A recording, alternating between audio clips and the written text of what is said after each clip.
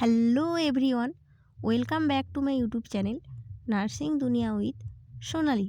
আমি সোনালি চলে এসেছি তোমার জন্য নতুন একটি আবারও ইনফরমেটিভ ভিডিও নিয়ে। তো তোমরা সবাই কেমন আছো? আশা করছি অনেক অনেক ভালো আছো। অনেক দিন ধরে থেকেই তোমাদের জন্য ভিডিও কোনো আপডেট দিতে পারিনি, তবে এবার থেকে চেষ্টা করব রেগুলারলি ভিডিও দেওয়ার তোমাদের জন্য, যাতে তোমাদের ইনফরমেশানগুলি জানতে সুবিধা হয়।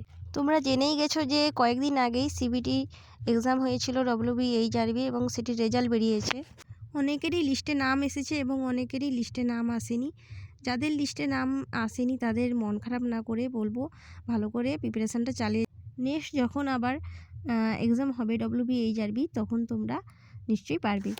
তো আজকে যে বিষয়টি নিয়ে আলোচনা করব সেটি হচ্ছে WBHRB স্টাফ নার্সের জিএনএমের রেজাল্ট বেরিয়েছে।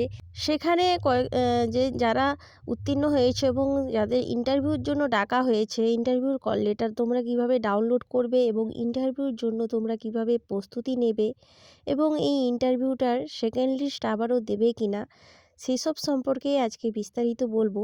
তো ভিডিওটি অত্যন্ত গুরুত্বপূর্ণ একটা ভিডিও, তাই ভিডিওটি স্কিপ না করে প্রথম থেকে শেষ পর্যন্ত দেখতে থাকো। আশা করি ভিডিওটি তোমাদের জন্য অনেকটা হেল্পফুল হবে। তো চলো ভিডিওটি শুরু করি। আমি আমার মতো চেষ্টা করলাম তোমাদের যাতে কিছুটা ইনফরমেশান শেয়ার করতে পারি।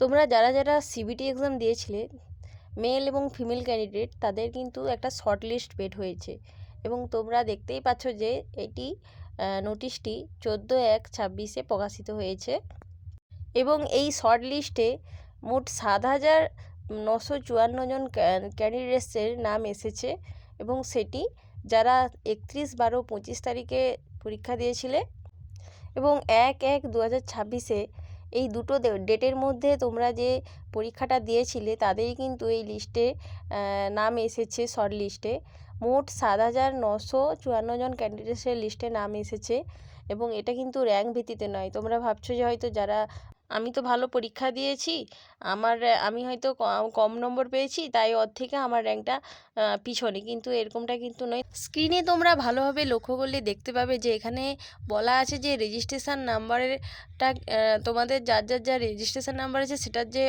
অ্যাসেন্ডিং অর্ডার আছে সেটা অনুযায়ী এই লিস্টটি সাজানো হয়েছে।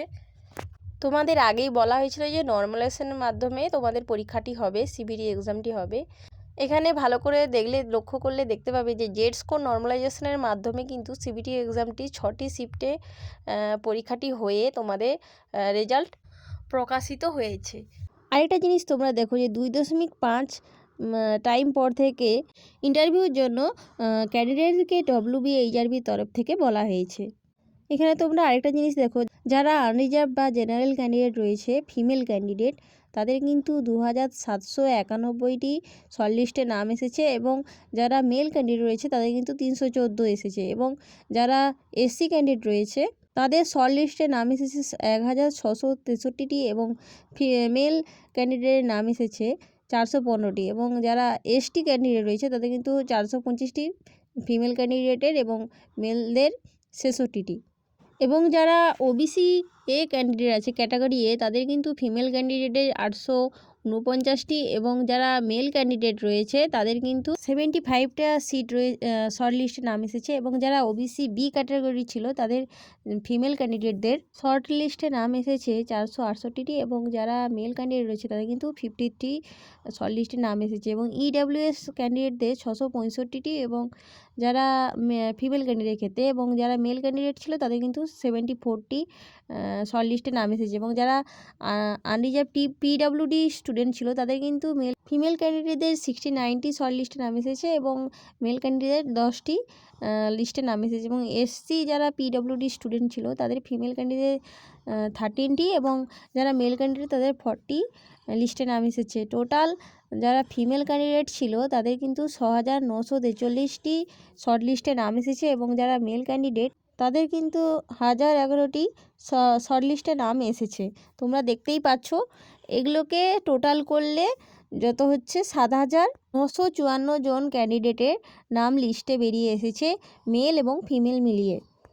তোমরা এই নোটিশটাতে দেখো যে বলা হয়েছে যারা সিবিটি এক্সামটা শর্ট লিস্টে নাম এসেছে যাদের, তাদের নেক্সট স্টেপ হচ্ছে ইন্টারভিউ, এবং ইন্টারভিউটা কীভাবে তোমরা লগ ইন করবে সেটা কিন্তু পরবর্তীকালে বোর্ড জানিয়ে দেবে। এবং ইন্টারভিউ হওয়ার 5 দিন আগে থেকেই তোমরা ইন্টারভিউর কল লেটারটা কিন্তু তোমরা ডাউনলোড করতে পারবে।